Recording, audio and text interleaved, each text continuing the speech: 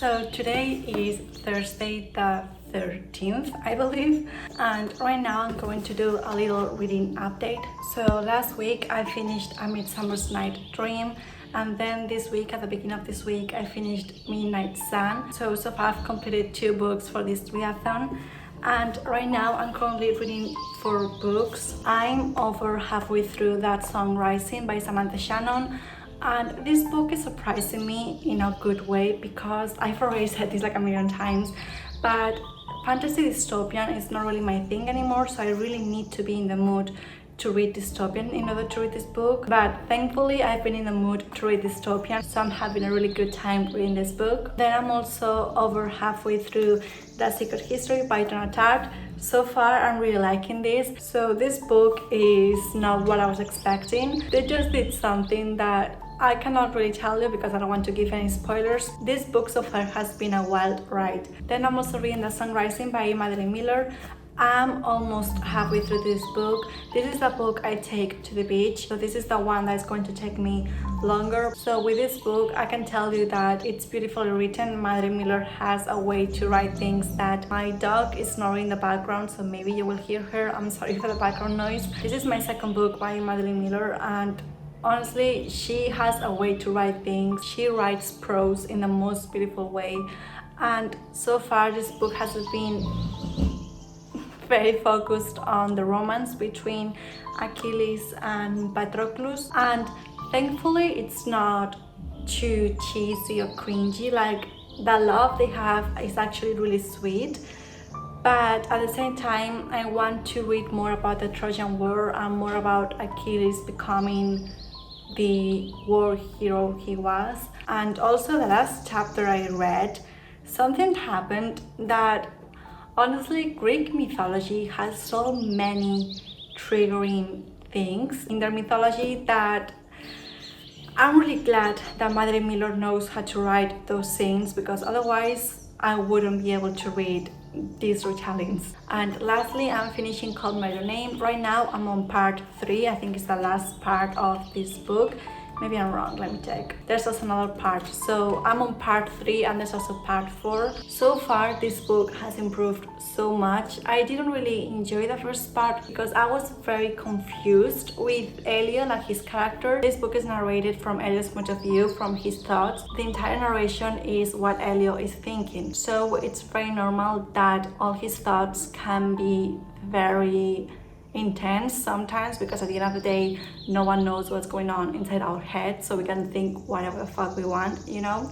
So Elio had some weird thoughts, but then I had to remember that he was falling in love. He's a teenager, these things happen, it's okay. Then I finished part 2 yesterday and I really liked it. I just think that a lot of people that have fallen in love in a very intense way can relate to these things. And also andré, aciman, he's also really good with his prose. I have underlined a lot of things because I just find so many of the things he says either relatable or just things I want to continue thinking about, or some quotes I think that are beautiful.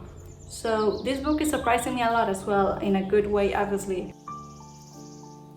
So I just finished Call Me By Your Name, and I'm actually really surprised of how much I liked this book. I'm trying to think why I enjoyed this book so much, and I don't know what to tell you, honestly. First of all, it's beautifully written. André aciman has a way of writing things that really get to me, so I think I'm going to read some other of his books. Then I also love how raw and unfiltered everything is. I understand why so many people say this book is problematic. I can see the problematic elements in this book.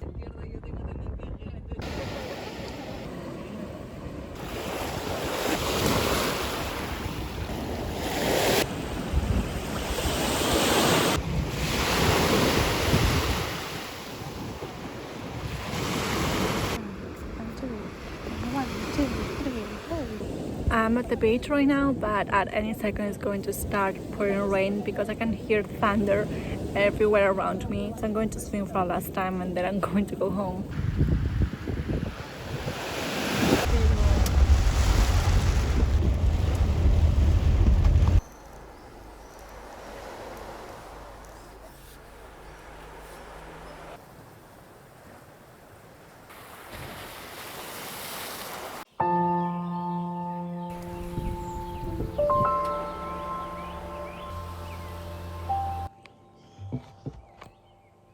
Hi, today is Saturday the 15th and what a week. I've been in the weirdest mood the entire week, and then yesterday I got my period and I was in so much pain. In case you didn't know, because I didn't mention this in this vlog, I did in last week's vlog.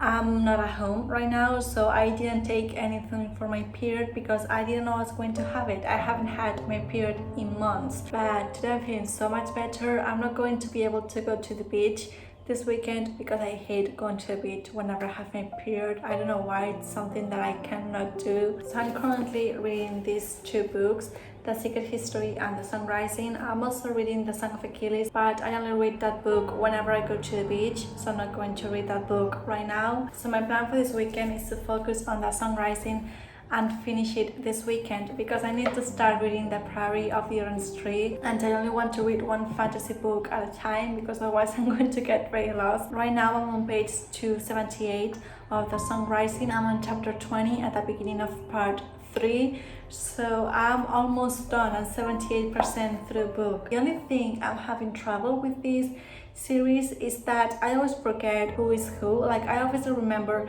Paige, Warren, and like the main characters, but sometimes they start throwing names that I forget who the person is. I don't know if it's a bad person, a good person, or if it's important to the book. So I do get lost sometimes. There's a lot of characters and just kind of a lot of information that sometimes it takes me a while to realize what I'm reading. But I think that happens to a lot of people that are not used to reading fantasy books all the time, like me. So I just finished reading The Sun Rising and I'm pleasantly surprised with this book. I didn't enjoy so much The My Mother, so I thought I wasn't going to enjoy this book as well, but I did. I think the next book is not going to take place in London and I'm a little sad about it. Okay, we're doing this. I'm finally going to read The Priory of the Orange Tree.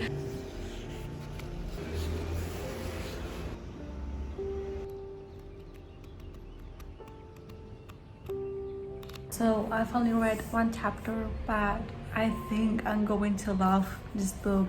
This is an epic fantasy, so it's going to take me a while to understand the concept of the world and everything, but I think I'm going to enjoy it so much.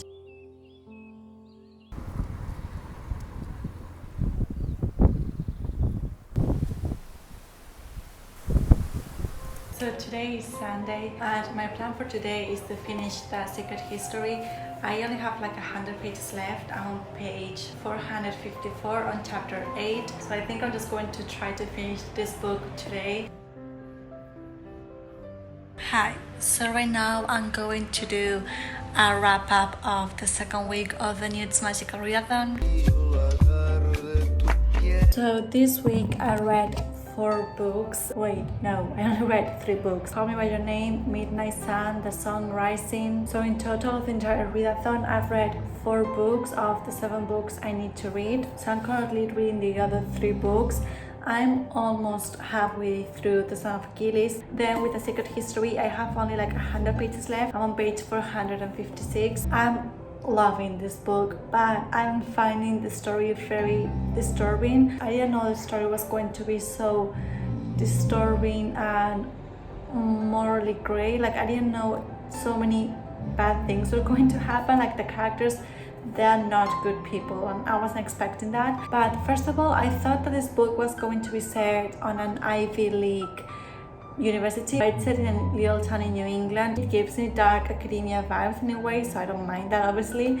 Then the teacher, Julian, I thought he was going to be like a very inspiring and important character in the book, like kind of a Dead Poets Society kind of teacher, but he's not that relevant, I feel like. And also I thought they were going to focus more on the Greek studies part, but they're focusing on the other part of the book. Still, I obviously don't mind. It's just some thoughts that I had going to this book that are different from what I thought. And then I'm also reading The Priory of the Orange Tree. I've read 2 chapters, I believe, and so far I'm liking it. It's an epic fantasy, so it's going to take me a while to kind of get into the story without getting lost. So far this month I haven't had any disappointments and I'm so happy about it. Like, I'm so glad all the books I'm reading, I'm loving them.